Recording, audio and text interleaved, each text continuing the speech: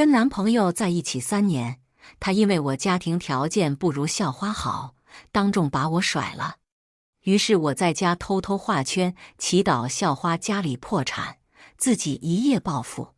第二天，校花家里的公司被查出严重的偷税漏税问题，而我摇身一变成了当今富豪排行榜上排名第1的许家流落在外10几年的亲生女儿。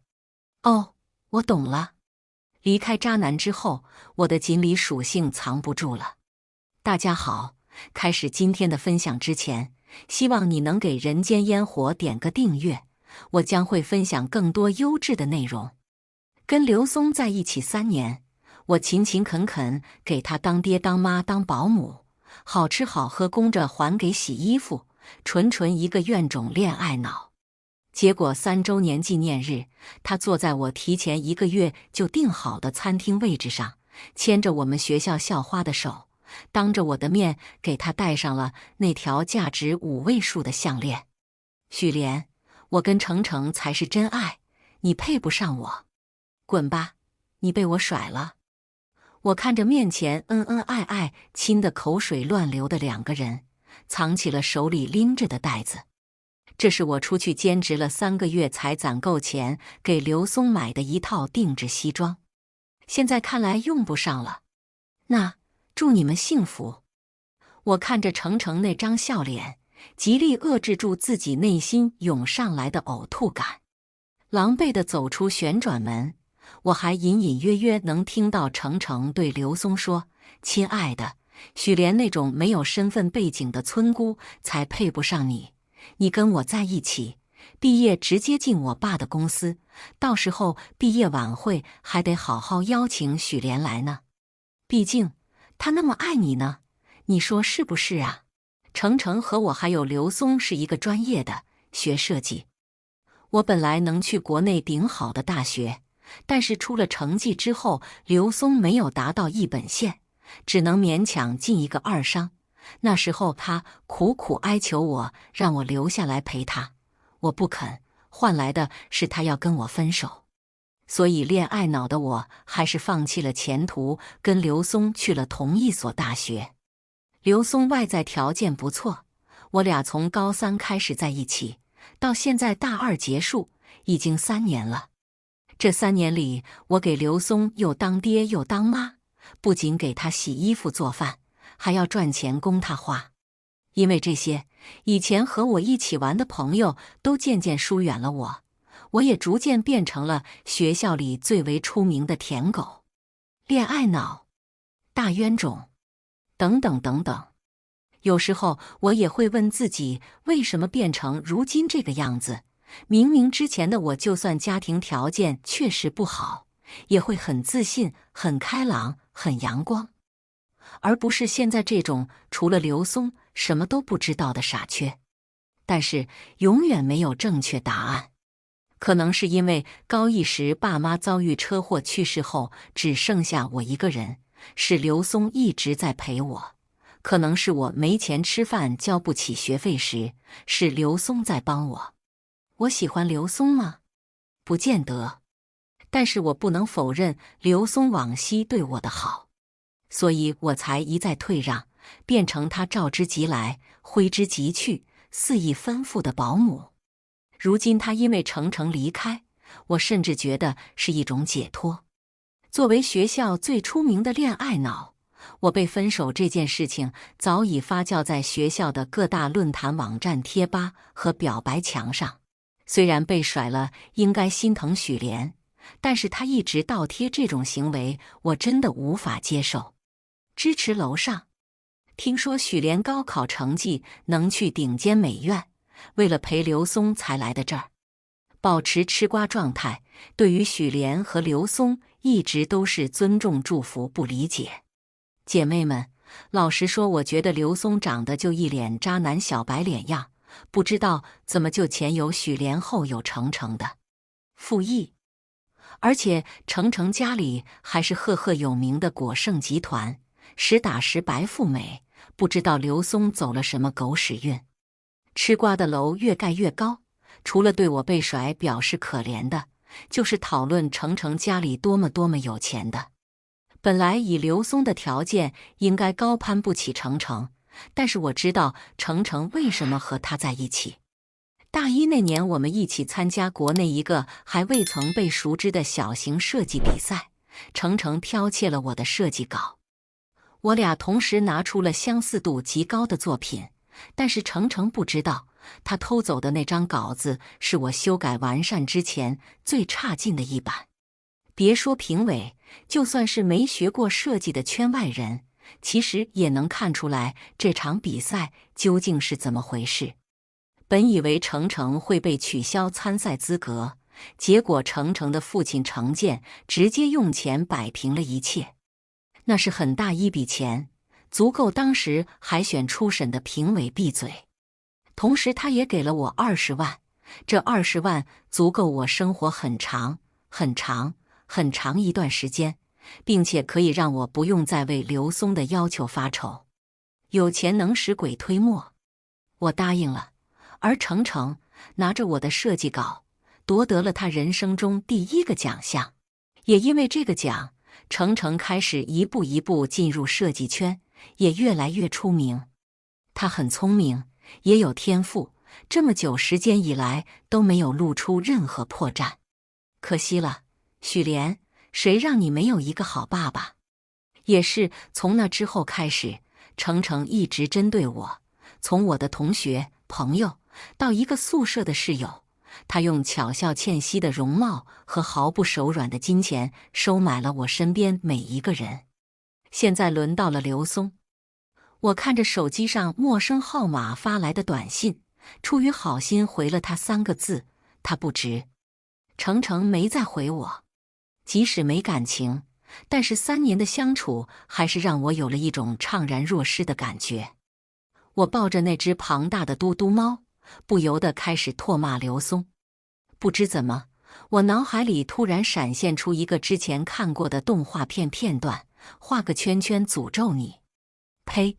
我心想，刘松这个死渣男，枉费我3年来辛辛苦苦打工兼职，给他赚钱买衣服、买手机、买鞋，最后还不是因为程程家里开公司，条件好，轻轻松松一句承诺就把我踹了。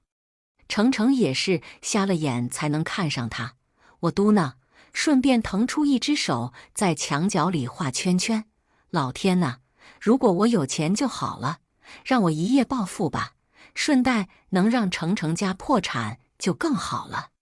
程程从小就失去了亲生母亲，因此他爸对他如同掌上明珠 Pro Max 版一样纵容。程健因为他可是得罪了不少人，包括盗稿这种传出去能让整个程家都身败名裂的事情，也花钱摆平了不在少数。偏偏程程还很会挑人，选中的都是像我一样家庭条件极其恶劣，又总是徘徊在被欺凌边缘的人。对于我们这种人来说，失去一个奖项可能会难过很久，但是得到这个奖项，也不能当下立马就换回来一笔收入。可怜之人必有可恨之处，我想我自己就是如此。老天哪，求求你睁开眼睛看看，下钱砸死我吧！我在心里默默补充了一句：信女愿永世不入爱河。笑话，男人哪有钱重要？不过要是有钱的话，姐去包男模不算违反约定吧？嘿嘿。这一晚上，我带着满足的幻想入睡了。第2天，我是被叮叮当当的砸门声吵醒的。好不容易过个周末，谁呀大早上就扰人清梦？我翻过手机一看，才将近5点半。怒火中烧的我顶着一脸能把鬼拍死的怨气去开了门，却发现门口站着一对中年男女。差点骂出口的脏话被我急急忙忙咽下去。请问您是？虽然没有见过面前的2个人，但是莫名其妙从心底涌上来的熟悉和亲切感已经淹没了我的起床气。连连，你就是我的连连啊！这个面生却亲切的阿姨一把搂住我就开始哭，我有些手足无措。从爸妈去世之后，我就再也没能拥有这样拥抱的机会。一时之下，我竟有些紧张。啊，阿姨，您是不是认错人了？我不想推开他，又不知道怎么面对眼下这个突然发生的事情。不，我没认错。他说着，从一旁的男人手中拿出一份亲子鉴定报告。你就是我的女儿。我一瞬间以为自己听错了，可是他的言之凿凿又让我不得不信。连连，是我们对不起你。男人上前一步，把还在哭泣的妻子拉走，随后问我方不方便进家详谈。亲子鉴定上明晃晃的数字和结论，无一不彰显着我就是他们亲生女儿的结论。可是我爸妈在几年前就车祸去世了呀。你身上是不是有一个梅花胎记，在左边膝盖那里？我一惊，可是我爸妈说这是我小时候调皮留下的疤。看见两人神色不善，我默默改口：钱爸妈。男人接过话茬，右手腕内侧还有一颗红痣，这颗痣极小，且一直以来因为我长期代表的原因，基本没人知道它的存在，连我的前父母也不知道。我现在相信他们是我的亲生父母了。连连，你是在1岁多的时候被拐走的，这么多年我们一直在找你，皇天不负有心人，终于让我们重聚了。但是比起这个，我更好奇为什么他们会认识我。许阳，也就是我的亲生父亲，也是一个设计师。他带过的学生原本要去我和程程参加的那次比赛当评委，结果由于时间原因没去成，临时叫了一个同学顶替他。结果那个同学回来后只说有一幅设计图画得很好，并没有讲清楚事情原委，很显然也被收买了。于是我父亲带的这个学生也没在意，才让程程拿到了那个奖。我设计的那个图里融入了很多中国元素，我父亲的学生后来画稿时觉得跟我的那个图有很多可以合作的地方，于是打电话叫程程过去一起设计。结果程程支支吾吾说不清楚，也死活画不出来。我知道这是为什么，因为程程跟我正好相反，他偏爱西式风格。他起了疑心，这才来来回回找人调查清楚当年的事情。结果误打误撞间，让我父亲看到了比赛的图片，这才辗转找到了我。连连，这些年你受委屈了，都是爸爸妈妈不好。不过你放心，那个程家跟咱们许家比起来根本不值一提，还有那个渣男。祥和的女人拍了拍我的手，下一瞬的冷笑让我毛骨悚然。敢欺负我们许家的女儿，哼！不过爸妈，那个咱家很厉害吗？当我还沉浸在原来画个圈圈诅咒真的有用时，程程家破产的消息也传了出来。原来这些年，程健为了给程程擦屁股，摆平那些乱七八糟的事情，花了太多钱，不得已走上了偷税漏税的违法道路。一夜之间，程程从高高在上的校花公主变成了拥有牢狱之灾父亲的过街老鼠。论坛贴吧盖楼的速度比当时我被分手的速度翻了好几番。啧啧，我躺在宫廷风红木圆床上吃瓜，看得不亦乐乎。小小姐，该吃饭了，今天是二少爷回家的日子，老爷亲自下厨。没错，自从我被认回许家后，就立马回了许宅居住。这地方山清水秀的，比我那个月租400块的小破屋子好不知道多少倍，傻子才守着那个鬼地方住。许家是书香门第，跟我母亲林兰的婚姻也属于自由恋爱，既有爱意，又让许林两姓更上了一层楼。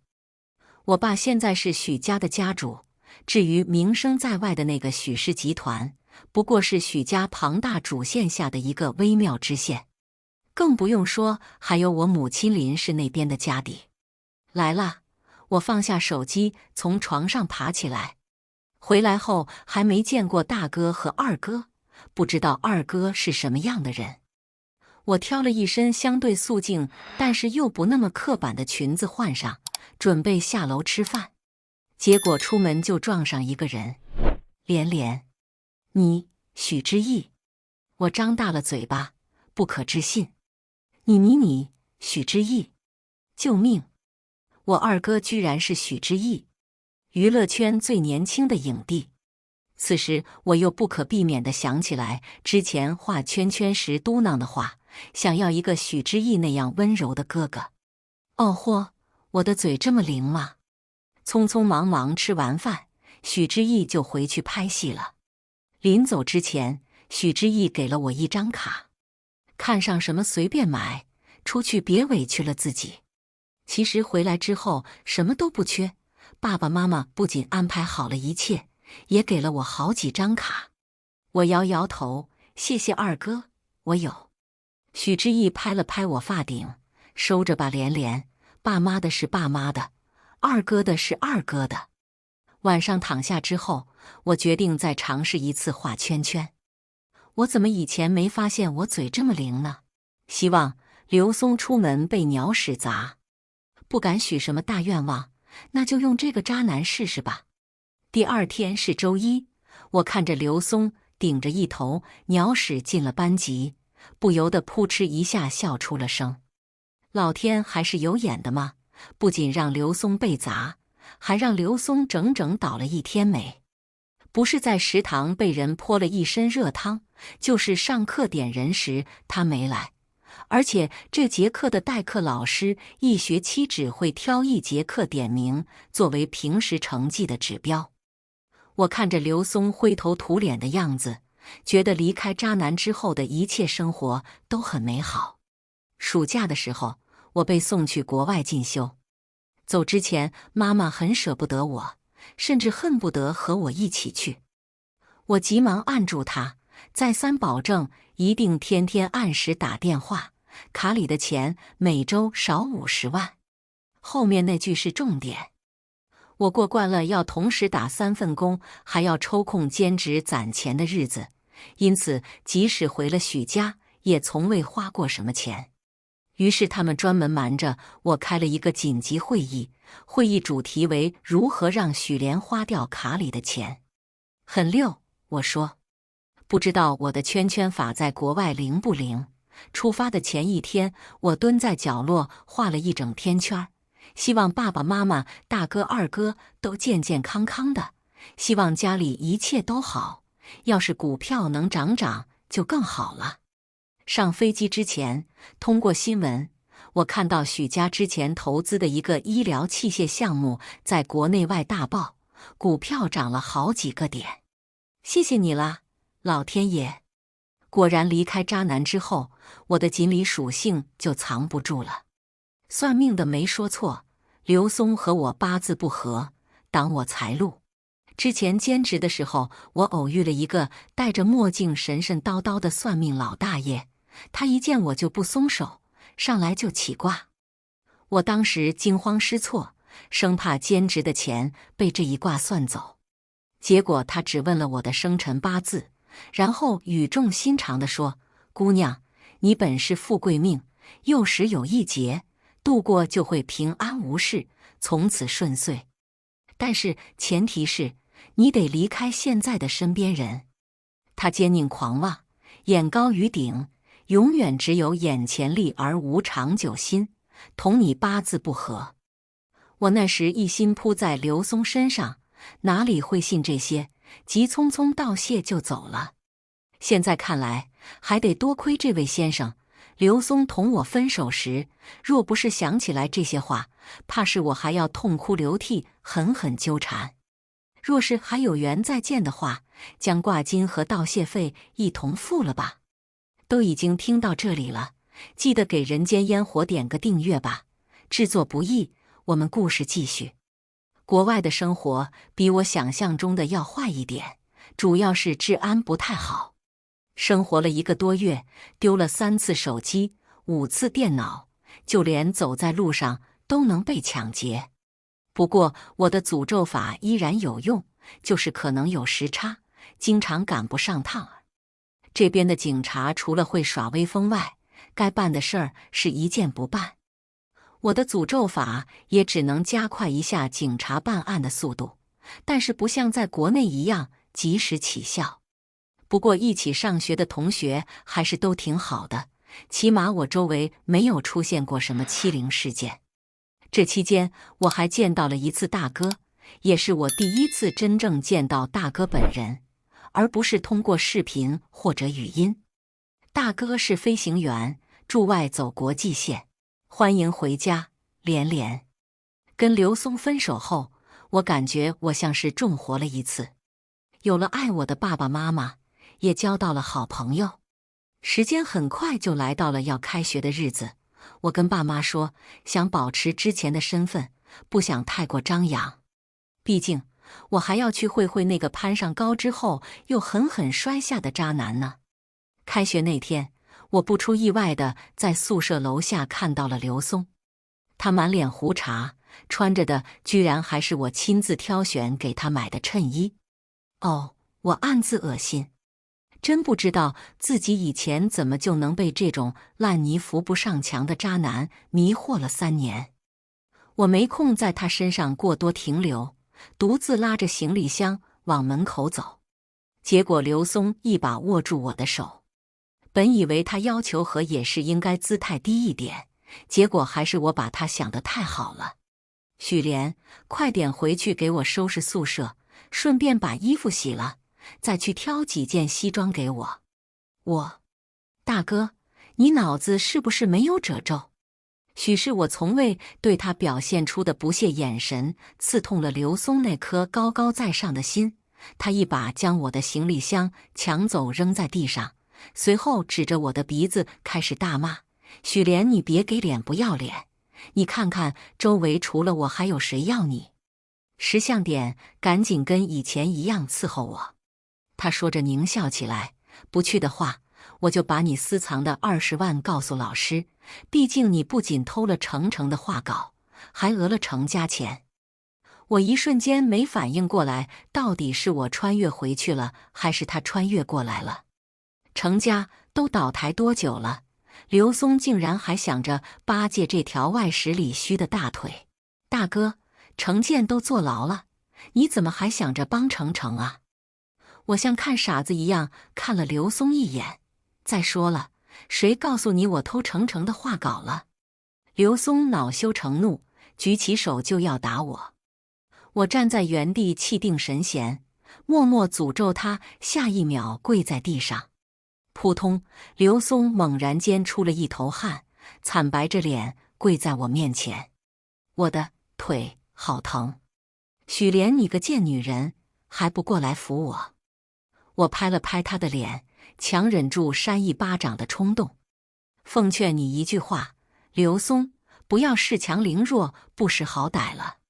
想抱大腿，擦亮眼睛，抱个好点的，再来找我麻烦吧。这一幕很快就在论坛上掀起了风浪，当然剧情风向是刘松动手未果，下跪许莲求和。值得一提的是，本人现在的锦鲤属性已经进化了，开始时还需要念咒画圈，当然我也不知道是不是本来也无需做这些功夫，现在已经可以做到言出法随了。我现在整整就是一个行走的点金石，除了买彩票刮刮乐这种直接带来财富的事情上不灵验，其他诸如让刘松出糗这种小事情，我立马就可以做到。学校里有人校园欺凌，我许愿老师下一秒就路过，于是老师路过，霸凌者被退学带走。网上有人骂我不知道珍惜刘松这种有男人味的霸道总裁，我祝他以后夜夜做噩梦，直到向我道歉为止。于是天天都能在论坛上看到新开的道歉帖。出去玩不想等红灯，我许愿一路通行，于是顺利赶在下雨之前到达了目的地。怎么办？跟渣男分手以后变成了预言家。学校的生活其实很无聊，更遑论以我的水平，其实早就可以去更好的地方学习。于是回家跟爸妈说了以后，我立马办手续转学去了商大，这所当年我明明凭借实力考上，却因为渣男而痛失入学机会的学校。商大的美院是全国顶尖的，只有在这里，我才能遇见更好、更优秀的人。当然，入学以后我也没闲着，除了正常的必修课程之外，我在每天的必修里还加上了诅咒刘松这一项。一想到那个渣男每天都要遭受不一样的厄运，我在商大的生活更开心了。不过这样舒心的好日子没过多久，许家不知道得罪了什么人，不仅股票日日下跌，就连公司里的人也常常犯错出事儿。小则报告里的数据出现纰漏，大则员工上下班都会遭遇意外，不是车祸就是高空坠物。一时间公司里人心动荡，我爸妈愁容满面，一夜白头。可是我每天能做的事情就只有那些，我只能一遍遍地祈求家里赶紧好起来，甚至不知道是不是因为我的回来，才导致一直以来屹立不倒的许林二世都连触眉头。难道当时算命的在诓骗我，其实真正会带来霉运的是我吗？幼时的劫既然让我被拐走，许家自那之后也一直平安无事，为什么我一回来，偏偏就害得许家这么大的公司如遭天谴一般涣散？我躺在宿舍的床上辗转反侧，夜不能寐。第3天，我向老师请了假，回了许家老宅一趟。没想到在路上，我居然又见到了那之前为我算卦的老先生。我急急忙忙叫停司机，冲到那位老者面前就要跪下，求你救救许家吧，我知道你很厉害。一双有力的手扶住了我，戴着墨镜的老人面无表情看了我一眼，然后准确道出了我的名字，许莲。我更是觉得他是上天派来的道士，不然怎么能知道我姓甚名谁？电光火石之间，我想起来之前似乎暗下承诺说，等再遇见他的时候，要连同挂金和感谢费一起付。于是我掏出一张卡，这是我之前一直欠您的挂金，还有感谢费，密码是654321。老者仍旧没有表情。不知隔了多久，他抽走了我手上的卡。7日后，乌苏山庄。乌苏山庄，那不是全国最大的地下赌场吗？7日转瞬即过，我按照约定好的时间来了乌苏山庄。这里竟不像我想象的那样乌烟瘴气，反而寂静整洁的如同住宅一般。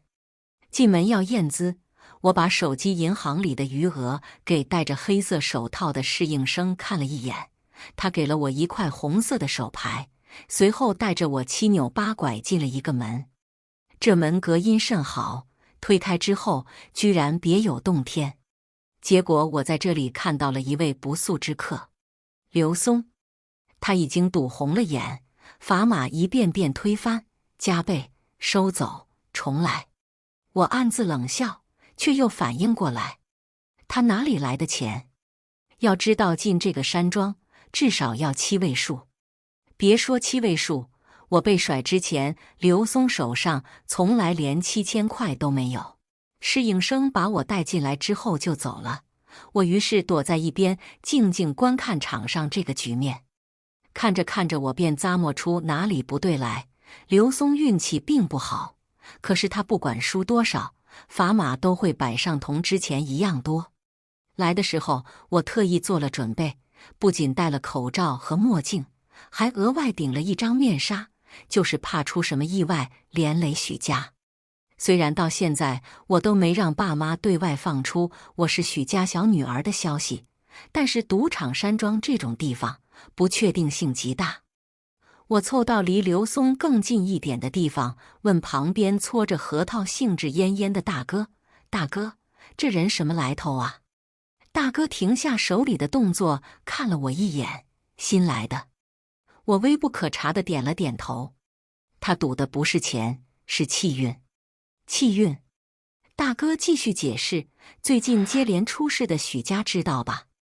难道？我抑制住差点出声的尖叫。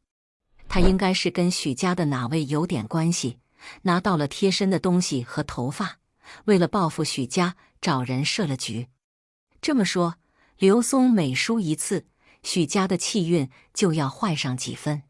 怪不得，怪不得，原来说到底还是我影响了许家。那这么大的事儿，就没人通知许家一声吗？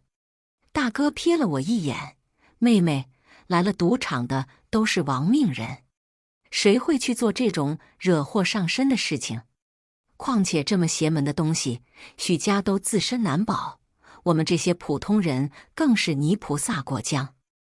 我知道大哥的意思，毕竟除非人人都是复古一方的豪门，天下才不会出现这种人为财死，鸟为食亡的事情。我看了一眼手里的砝码，进来之前侍应生已经把手机之类的都收走了，也搜过身了，唯一留下的就只有用钱换到的砝码。既然事情由我而起，那就由我结束吧。我不想过早地暴露自己，于是先去了刘松背后的那一桌。没想到我锦鲤附身，运气很好，不管跟谁对上，都是我说大就大，说小就小，一路赢了不少砝码牌，直接一整个言出法随的预言家大动作。刘松看起来状态不好，他输了许家不少气运，但是仍然没有赢过牌。我一边和对面的人猜大小，一边听背后刘松的动静。大骰子整整齐齐立在桌面上，我看向对面的蒙脸男人，你输了。男人嗓音嘶哑，但是推砝码的动作毫不含糊，愿赌服输，500万。刘松听见这个数字，唰一下转过头来，500万。他眼底闪烁的贪婪丝毫不加掩饰。蒙面男人淡淡的嗤笑了一声，抬腿离去。刘松并未看清我的脸，他急吼吼地对着一旁清整骰子的荷官说要跟我开，口水直接喷了周围人一脸。我笑了，刘松还真是不加掩饰呢。但这就是赌徒的心态，越是觉得自己可以，越会掉入敌人的陷阱。天上哪有白来的馅饼呢？我的好前任。刘松摇晃骰子的瞬间，我默念，麻烦小一点。大。刘松眼冒绿光，自信满满的加码，我赌小。旁观的人都是一惊，要知道刘松这个砝码，每加一次，许家的气运就要弱势一截。一下子加这么多，我听见旁观的人窃窃私语，看来这下许家要完了。也不知道许家这是得罪了谁，好好的就飞来横祸。哎，盖子一掀开，刘松的脸瞬然惨白。不可能，不可能，我不信，我不信。他摇着头往后退，毕竟许家的气运换来的砝码，他已经全压在我这儿了。接下来我要做的，就是把刘松输出去的砝码全都给赢回来。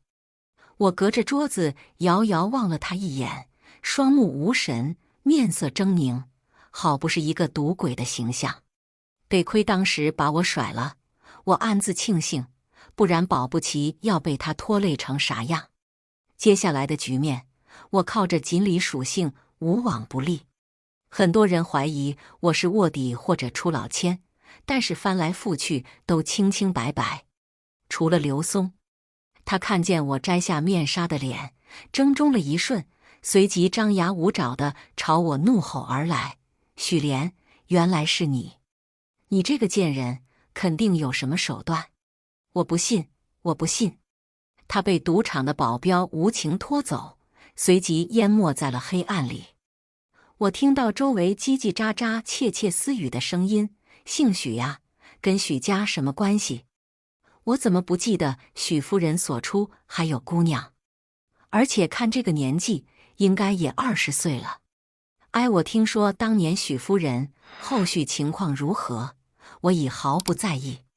找到那个在树下等我的算卦老先生之后，我把砝码尽数给了他。